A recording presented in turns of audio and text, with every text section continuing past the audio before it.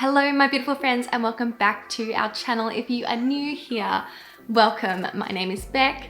I'm a medical doctor and a self-doubt coach, and I love to help high-achieving, ambitious women who suffer self-doubt and self-criticism, usually because of their underlying perfectionistic mindset. I like to help these women to reduce the unnecessary suffering in their life and also the self-sabotaging cycles that hold them back from showing up as their biggest, brightest self. So if that sounds like you, stick around. You're gonna get a whole lot of value from this channel. I'm making this video today feeling extremely driven because I'll be speaking at the Australian Medical Association's Women in Medicine event in a couple of weeks' time. And when I sat back and thought about what would be the most important, the most impactful thing to do to speak about with this group of highly dedicated, conscientious, hardworking women, well, what I want for them is to be able to give them more of their precious time and energy back. I want to make sure they feel like they have the choice and control to dictate, to choose where their time and energy gets put, because these women are powerful and where they use those resources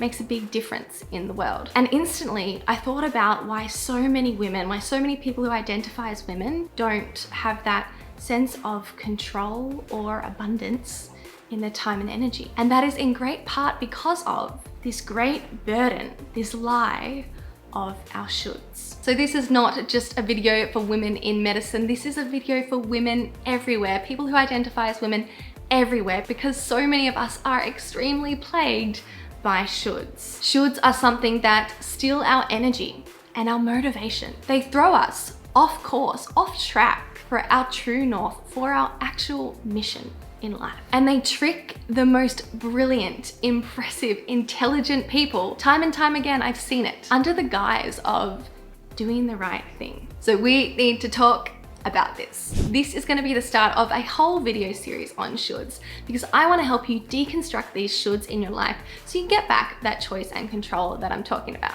Now, on the topic of important videos on shoulds, if you are a woman in medicine, if you are anyone in medicine, whether you're in med school or whether you're a senior physician, I believe everybody can benefit from going to watch Renal Tutorial's video on authenticity in medicine. In that video, Dr. Christine Barker, nephrologist, talked not only about how the shoulds in her life threw her off track, but also caused a lot of suffering. And she showed us how freeing herself from a lot of those shoulds has helped her create a career that she loves and that energizes her. I'll have that linked in the video and down below. Click that open into a new tab and let's get talking about shoulds. So I coach high achieving, successful women. And if there's one thing that we spend a lot of time talking about without fail, it is shoulds. These women are successful by all accounts. And with that success, they've all met the harsh reality of the fact that achieving your goals doesn't actually give you back the happiness that we expect that it will. I see that a big part of the reason for why we can be successful yet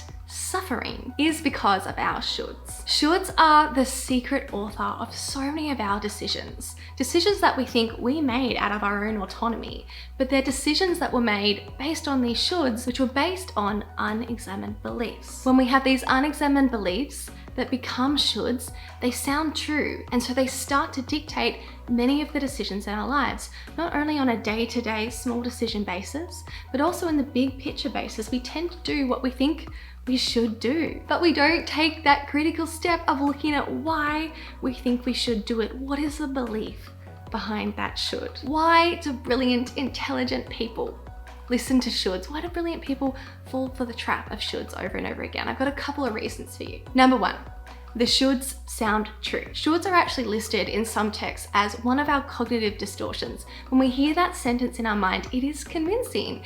Because it's convincing and doesn't set off any alarm bells in our head, the should and the belief behind it often goes unexamined. Two, because we like to do the right thing.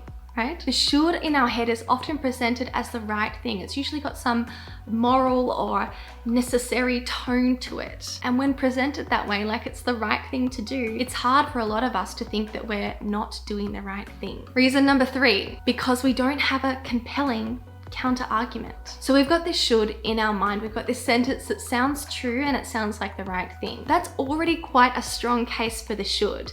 And if you don't have a counter argument, a reason why you shouldn't do it, when you're not really clear on your values and what you want, you often can't present a rebuttal to this should that sounds true and sounds like the right thing to do. And finally, I think the most deeply rooted reason why we listen to the shoulds is because of what we make it mean if we don't do the should. What it would mean about us if we didn't execute on the should. And this is what I want to leave you with today. The next time that you hear a should, I want you to try and follow that sentence a bit further, because often it just presents as I should do this, or I should feel this. And the first step to breaking down your shoulds is understanding why you think you should. So what I'd like for you to do is use this old technique of asking why 7 times. 7 times if you need to. You might get to number 7 and you'll be running out of whys. But the idea is behind the should, there is a because.